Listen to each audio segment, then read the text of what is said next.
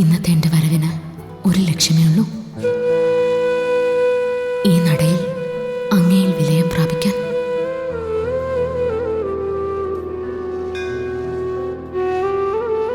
എൻ്റെ ആത്മാവിനെ സ്വീകരിക്കണേ.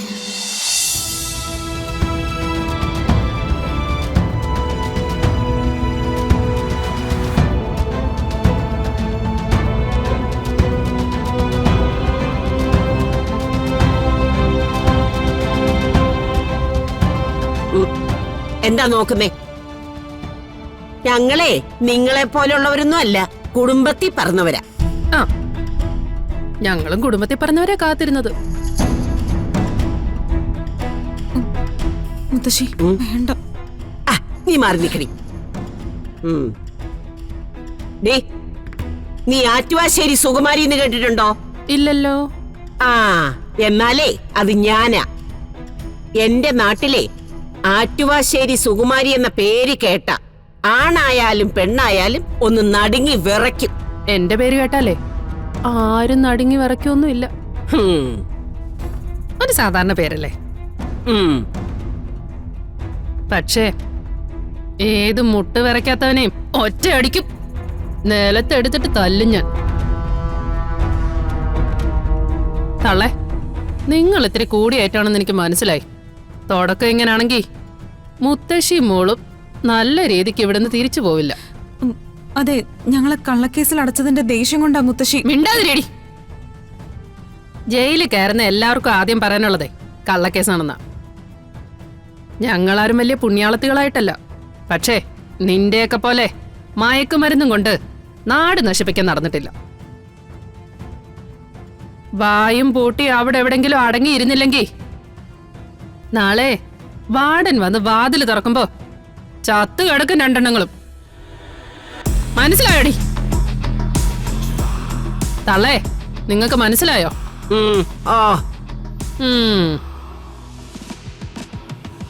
ഒന്ന് നോക്കിക്കൊള്ളണമെന്ന് പറഞ്ഞാൽ നിങ്ങൾ കേട്ടില്ലേടി? രാത്രിയാവട്ടെ, അവളുമാർക്ക് വേണ്ടത് നമുക്ക് കൊടുക്കാം.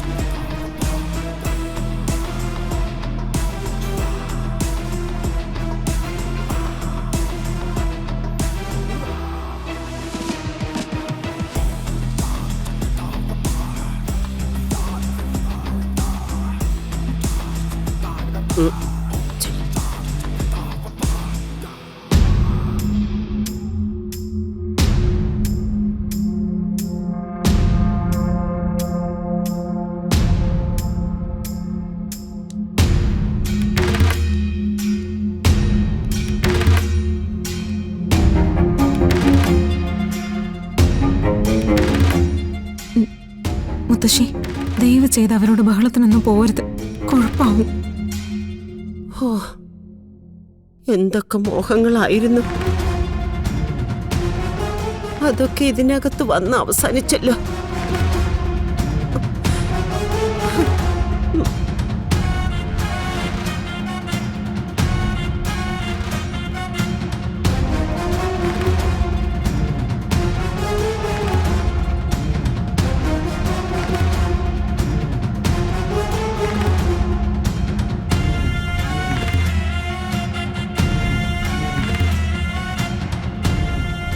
പെട്ടെന്ന് വിളിച്ചു പറഞ്ഞായതുകൊണ്ട് ഒരുക്കങ്ങളെല്ലാം കുറഞ്ഞു പോയി. തിരുമി വേറെ വെള്ളത്തേക്കല്ലോ, സ്വന്തം കുടുംബത്തിലേക്കല്ലേ ഒന്ന് കയറുന്നത്. ഒരുപക്ഷെ ശ്യാം ഇതൊന്നും പ്രതീക്ഷിച്ചിട്ടുണ്ടാവില്ല. എങ്കിലും നമുക്ക് കുറയ്ക്കാൻ പറ്റൂ. എല്ലാവരും ശ്യാമയ്ക്ക് വേണ്ടിയാ കാത്തു നിൽക്കുന്നത്. കാലം കുറെ ആയല്ലോ ബന്ധുക്കളെ കണ്ടിട്ട്. ആ, എവിടെ എത്തിയെന്നറിയില്ല, ഒന്ന് വിളിച്ചു നോക്കിയോ.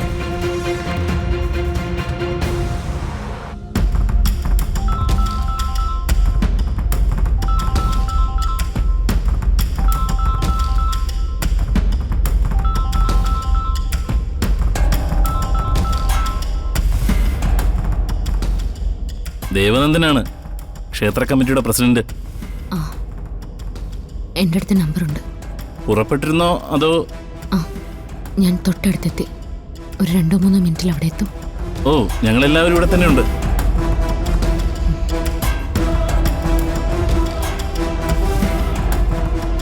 ഇവിടെ അടുത്തെത്തിയെന്നാ തിരുമേനി പറയുന്നത്.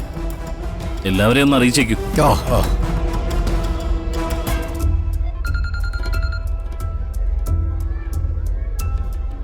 ഹലോ, ദേവനന്ദനാണ്. ഇല്ല, ഞങ്ങളായിട്ട് തീരുമാനിച്ചൊന്നുമല്ല. ശ്യാമ ഇങ്ങോട്ട് വിളിച്ച് പറയായിരുന്നു. ശ്യാമ പാടിത്തുടങ്ങിയത് ഈ നടയിൽ നിന്നല്ലേ?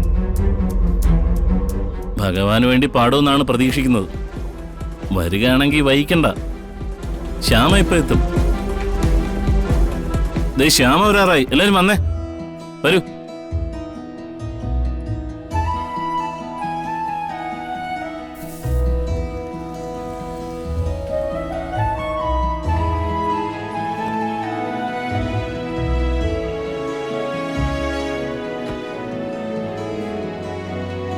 ആ, ദേ ശ്യാമ വന്നല്ലോ.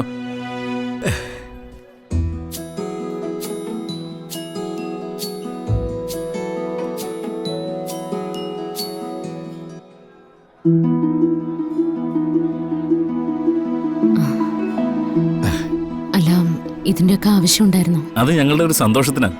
ഞാൻ എൻ്റെ കുടുംബത്തിലേക്കല്ലേ വരുന്നത്. ഇവിടെ എനിക്ക് അത്ര വലിയ പ്രത്യേകതകളൊന്നും വേണ്ട. തിരുമേനി, എന്തുണ്ട് വിശേഷം? സുഖമായിരിക്കുന്നു. ഭഗവാന്റെ കൃപ കൊണ്ട് എല്ലാം നേരെ പോകുന്നു. ശ്യാമേ,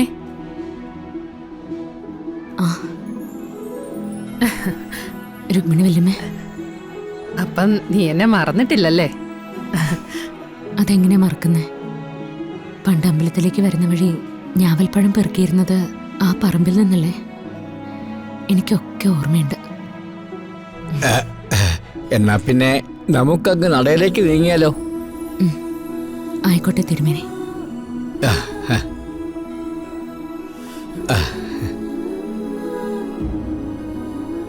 പ്രസിഡന്റ്, ഞാൻ കുറച്ച് പണം അയച്ചിരുന്നു. അക്കൗണ്ടിൽ ക്രെഡിറ്റ് ആയല്ലോ അല്ലേ? കിട്ടി. സത്യം പറഞ്ഞ കമ്മിറ്റി അംഗങ്ങളെല്ലാം മാ വിളിച്ചു പോയി. അത്രയും വലിയ തുകയല്ലേ? ക്ഷേത്ര പുനരുദ്ധാരണം വരാൻ പോവല്ലേ, അതിലേക്കാ. പിന്നെ ഭക്തർക്ക് ഇരിക്കാനും വിശ്രമിക്കാനും ഒക്കെ ആയിട്ട് ഒരു മണ്ഡപം ആകാം അല്ലേ തിരുമേനി? ആയിക്കോട്ടെ.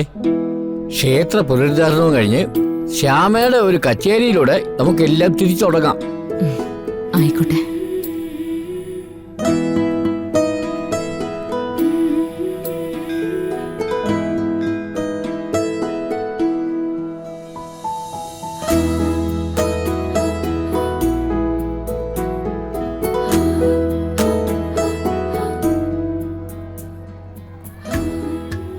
ഭഗവാനെ, ഇന്നത്തെ എൻ്റെ വരവിന് ഒരു ലക്ഷ്യമേ ഉള്ളൂ.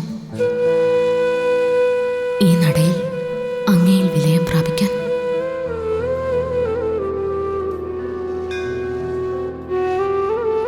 എൻ്റെ ആത്മാവിനെ സ്വീകരിക്കണേ.